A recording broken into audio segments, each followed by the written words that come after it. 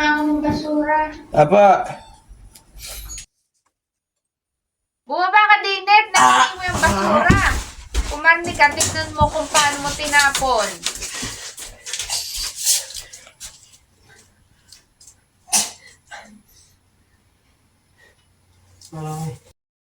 Hindi sinasabihan ng ayos, mano man lang itapon mo ng tama. Opo. Opo, lagi kang si Opo. Hindi na nga po. Anong hindi? Ayos na po. Bahala ka, ikaw din. Huwag mo tayong bumalik sa'yo yan.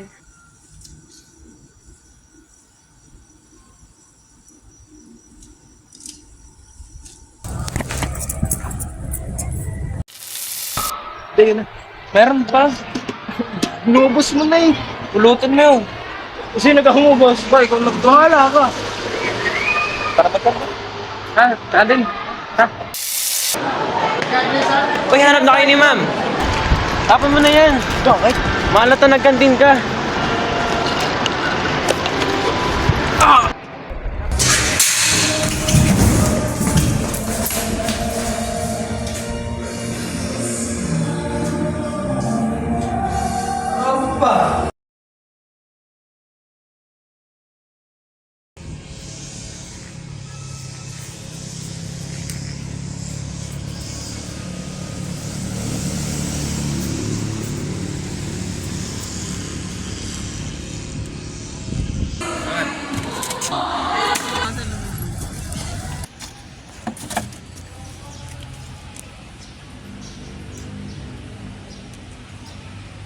Pre, patapon nga. Kanina bang basura yan? Makikisuyo lang eh. Eh, ba't di ka pumasok?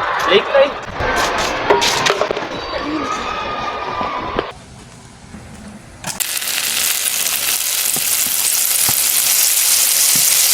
Ano yun? Kada pag may nakikita kang nagkakalat, madadagdagan yan na madadagdagan? Baka! Gusto mo magpa-check up?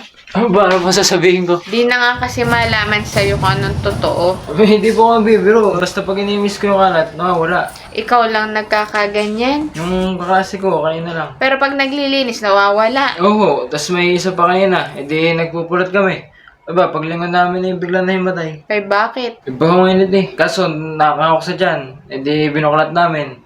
Ayun, may marka din. Di kat nawawala naman pag naglilinis. Opo. Are, basahin mo.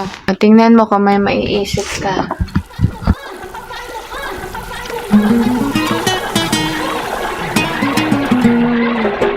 Ano pa kayo pwede? Baka naman gawa nga ng init yan. Subukan yung magtanim. Ano po connection sa init? Aba, malaking tulong ang mga halaman, lalo na pag mainit kahit maliit yan.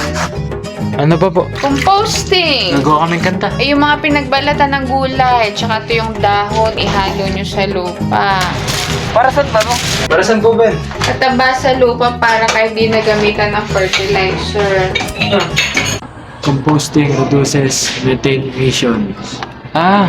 Nakatulong din pala siya sa climate change. Sabi. Huwag ka na kaya lumabas ng room para wala kang makitang kalat. Field trip ko nga po bukas. Eh di huwag ka sumama. Sayang. Maganda din po. Ay, hindi ko na malaman sa iyo. Men, ano pa po? Nakatlong araw na hindi pa rin paubos. Ay, malapit na po. Nababawas-bawasan na. May binigay akong libro, ayaw mong tingnan yun. Mami, ako yung pinag-speech ng principal. Hindi ko alam kung ano sasabihin. Ay, bakit ka naman pinag-i-speech? Sinunod ko po yung nasa libro. Nag-present po ako sa school. Ay, hindi ko naman alam na tatanggapin pala. Ayaw mo pa. Ay, hindi ko nga po alam anong sasabihin. Ano bang pinresent mo? Plataforma ho. Mandatory cleaning ng mga estudyante tuwing Friday, umaga at hapon. Ano pang ginawa mo? Saan ho? Di ka't nagpaalam ka ng isang araw. Ay, naglinis ako ng ilog. Tapos sabi doon sa libro na mag-participate daw sa community. Sabay kanina, tinulungan ko yung mga tagalinis sa school namin. Ay, may natutunan ka naman. Siyempre. Ano? Dasal ako ng dasal, tapos mga ginagawa ko sala. Isipin mo, ikaw yung gumawa ng mundo, sabay sisirain lang ng mga pinatira mo. Ano kaya pakiramdam nun? Yun, yan na speech mo. Yun na po yun. Oo, sulat mo lang. Wag sa magpakumbaba ka. Okay na yun.